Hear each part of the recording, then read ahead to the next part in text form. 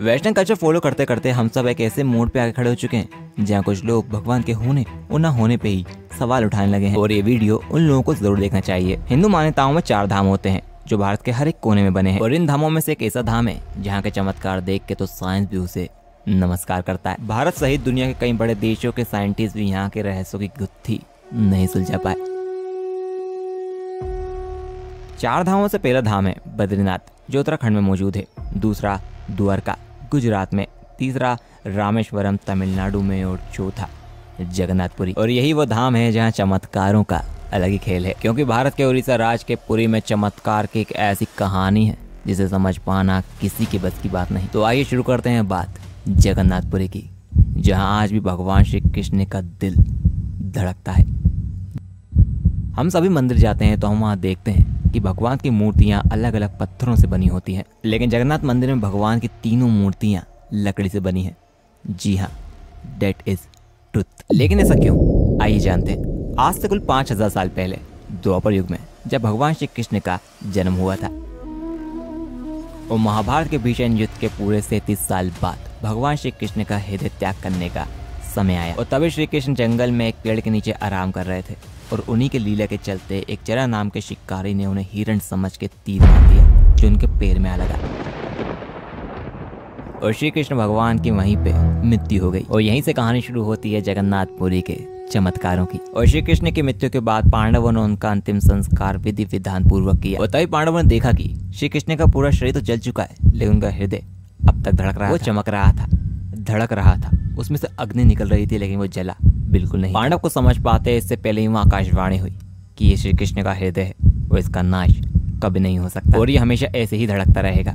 और भविष्यवाणी के अनुसार श्री कृष्ण के हृदय को पांडवों ने समुद्र में प्रवाहित कर दिया। समुद्र में पहुंचने के बाद श्री कृष्ण के हृदय ने लकड़ी के एक गड्ढे का रूप ले लिया, और द्वारका से तैरते तैरते वो उड़ीसा के समुद्र तट पर पहुंच गया। जब श्री कृष्ण भगवान का हृदय तैरते तैरते उड़ीसा के तट पर पहुंचा तो वहाँ के राजा को भगवान श्री कृष्ण ने सपने में दर्शन दिए। श्री कृष्ण ने राजा से सपने में कहा कि वो समुद्र तट पर एक लकड़ी के लट्ठे के रूप में मौजूद है, और उससे तो मूर्तियों का निर्माण करवा। सुबह उठते से ही राजा समुद्र तट पर पहुंचे और उस लकड़ी के लट्ठे को वो महल ले आए, लेकिन फिर किसने किया मूर्तियों का निर्माण, और मूर्तियां क्यों रह गईं अधूरी? शास्त्रों के कथानुसार जब राजा ने कई शिल्पकारों को मूर्ति बनवाने बुलाया, लेकिन फिर उस लकड़ी के लट्ठे से कोई मूर्ति का निर्माण नहीं कर सका, और तब राजा समझ गए कि ये महान काम महान शिल्पकार देव विश्वकर्मा जी ही कर सकते हैं। और तब राजा ने भगवान जगन्नाथ, बलराम जी और देवी रुक्मणी की मूर्ति बनवाने विश्वकर्मा जी को महल बुलाया। लेकिन मूर्ति बनाने से पहले विश्वकर्मा जी ने राजा के सामने एक शर्त रख दी कि वह दरवाजा बंद करके ही मूर्तियों का निर्माण करेंगे, और तब तक मूर्ति पूरी बन नहीं जाती तब तक वो दरवाजा नहीं खोलेंगे। और साथ ये भी कहा कि स्वयं राजा या कोई अन्य व्यक्ति भी दरवाजा ना खोले, और यदि किसी ने मूर्ति बनाने से पहले दरवाजा खोल दिया तो वो मूर्ति का काम छोड़कर उसी वक्त वहाँ से चले जाएंगे। राजा ने शर्त मान ली, मूर्ति का काम भी शुरू हो गया, और कई दिन बीत गए। लेकिन फिर राजा रोज गेट के बाहर खड़े होकर मूर्ति निर्माण की आवाज सुनता। लेकिन फिर एक दिन राजा को मूर्ति निर्माण की आवाज सुनाई नहीं दी, तो राजा को लगा कि विश्वकर्मा जी मूर्तियों का काम आधा ही छोड़कर चले गए। राजा ने देखने के लिए गेट खोल दिया, लेकिन विश्वकर्मा जी वहीं पर थे और मूर्तियों का निर्माण कर रहे थे। लेकिन विश्वकर्मा जी अपनी शर्त के अनुसार गेट खुलने पर वहां से तुरंत ही अंतर्ध्यान हो गए, और भगवान श्री जगन्नाथ, श्री बलभद्र और देवी रुक्मणी की मूर्ति अधूरी ही रह गई। और उस दिन से लेकर आज तक भी पुरी के जगन्नाथ मंदिर की ये तीनों मूर्तियां अधूरी है, और कहा जाता है कि अधूरी मूर्तियों के दर्शन मात्र से ही व्यक्ति की मनोकामनाएं पूरी हो जाती हैं। और मूर्ति निर्माण के बाद मंदिर बना और मंदिर में मूर्तियों की स्थापना हुई। But the mystery is not over here. दोस्तों, जगन्नाथ मंदिर की ऊंचाई 214 फीट है, और आमतौर पर दिन हो या रात या फिर किसी भी समय किसी भी इंसान या इमारत की परछाई जमीन पे तो जरूर पड़ती है, but the shadow of the Jagannath temple does not fall on the ground. जी हाँ, जगन्नाथ मंदिर की परछाई आज तक किसी ने नहीं देखी। शॉक्ड हुए ना? तो बस अभी तो शुरुआत है। काइट यानी पतंग। आपने अपनी लाइफ में पतंग उड़ाई या देखी तो जरूर होगी। चलिए, अगर आपने पतंग नहीं देखी तो आपने मंदिरों के ऊपर लगे झंडे यानी फ्लैग तो जरूर देखे होंगे, जो हमेशा हवा की दिशा में ही लहराते हैं। लेकिन जगन्नाथ मंदिर के शिखर पे लगी ध्वजा हमेशा हवा के विपरीत दिशा में ही लहराती है। अब कुछ लोग बोलेंगे कि हाउ इज पॉसिबल, तो भाई जगन्नाथ मंदिर में इम्पॉसिबल भी पॉसिबल। दोस्तों, जगन्नाथ मंदिर समुद्र के किनारे बना है, ये तो हम सभी जानते हैं, और समुद्र की लहरों की आवाजों से भी हम सभी वाकिफ हैं कि समुद्र से आती लहरों की आवाज कितनी तेज होती है। लेकिन क्या आपको पता है, समुद्र पास में होने के बावजूद भी मंदिर में एक कदम रखते से ही ये सारी आवाजें गायब हो जाती हैं। दोस्तों, इसका रहस्य जानने के लिए देश विदेश के कई बड़े साइंटिस्टों ने इस पर रिसर्च की, लेकिन किसी के हाथों भी कुछ नहीं लगा। लेकिन दोस्तों, इसके पीछे की एक कथा मिलती है जो भगवान हनुमान से जुड़ी है। आइए जानते हैं। दरअसल दोस्तों, पौराणिक कथा के अनुसार समुद्र की आवाज के कारण भगवान विष्णु को यहाँ आराम करने में कठिनाई हुआ करती थी, और जब ये बात हनुमान जी को पता चली तो वो समुद्रदेव के पास पहुंचे और उन्होंने समुद्रदेव से कहा कि तुम अपनी ये वाणी रोक लो, क्योंकि तुम्हारे शोर से मेरे स्वामी को चैन नहीं आ रहा है। इसमें समुद्रदेव ने कहा कि ये मेरे वश में नहीं है, ये ध्वनि उतनी ही दूर तक जाएगी जितना हवा की गति होगी। समुद्रदेव ने कहा कि इसके लिए आपको अपने पिता से निवेदन करना चाहिए, और तब हनुमान जी ने अपने पिता का स्मरण किया और उन्हें मंदिर की दिशा में ना बहने के लिए कहा। लेकिन पवन देव ने हनुमान जी से कहा कि यह असंभव है, और आवाज को रोकने के लिए पवन देव ने हनुमान जी को एक उपाय भी बताया, और अपने पिता के बताए हुए उपाय के अनुसार हनुमान जी ने अपनी शक्ति से स्वयं को 2 भागों में बांट लिया, और फिर अपने स्वामी भक्ति के लिए जाने जाने वाले हनुमान हवा से भी तेज गति से मंदिर की परिक्रमा करने लगे। और हनुमान जी की परिक्रमा से हवा का एक ऐसा चक्र बना कि समुद्र की आवाज मंदिर के अंदर न जाकर मंदिर के चारों ओर ही घूमती रहती है, और श्री जगन्नाथ जी मंदिर में आराम से सो जाते हैं। और दोस्तों, इसी वजह से मंदिर की ध्वजा भी विपरीत दिशा में लहराती है। आपने नो फ्लाइंग जोन का नाम सुना है, जिसमें कुछ बिल्डिंग, आर्किटेक्चर और कुछ ऐसी जगहें होती हैं जो नो फ्लाइंग जोन के अंदर आती हैं, जिसके ऊपर से एरोप्लेन, ड्रोन उड़ाने की अनुमति नहीं होती। लेकिन पक्षियों को तो हम ना समझा सकते हैं और ना रोक सकते हैं, है ना? क्योंकि आपने कई बड़ी बिल्डिंगों, मंदिरों के ऊपर पक्षियों को उड़ते हुए और आराम करते हुए तो देखा ही होगा, लेकिन जगन्नाथ मंदिर के ऊपर आप ये दृश्य नहीं देख पाएंगे, क्योंकि जगन्नाथ मंदिर में कुछ ऐसा है जो पक्षियों को तो पता है लेकिन हमें नहीं। तो आप जब भी जगन्नाथ मंदिर जाएं तो इस चीज को जरूर नोटिस करें। Jagannath Puri temple big mystery is begin.